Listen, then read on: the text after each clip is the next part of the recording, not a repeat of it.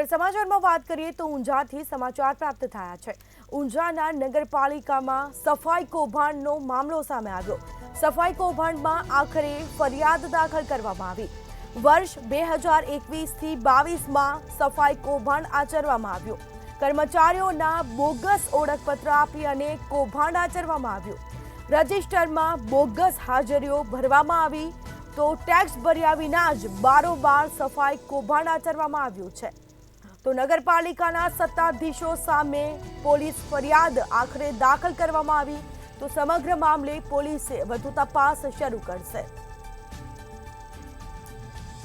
તો તત્કાલીન નગરપાલિકાના પ્રમુખ રિંકુ પટેલ સામે પણ ફરિયાદ દાખલ કરવામાં આવી છે। તો ઉપપ્રમુખ પર અલ્પેશ પટેલ સામે પણ ગુનો દાખલ કરવામાં આવ્યો। બાંધકામ કમિટીના ચેરમેન રાજેશ પટેલ સામે પણ ફરિયાદ છે તે દાખલ કરવામાં આવી। કુલ 8 જેટલા ઇસમો વિરુદ્ધ ગુનો દાખલ કરવામાં આવ્યો છે। તો સમગ્ર મામલે કાર્યવાહી હાથ ધરાશે। વર્ષ 2021થી 22માં સફાઈ કૌભાંડ આચર્યું તો બીજી તરફ કર્મચારીઓના બોગસ ઓળખપત્ર આપી અને કૌભાંડ આચરવામાં આવ્યું છે।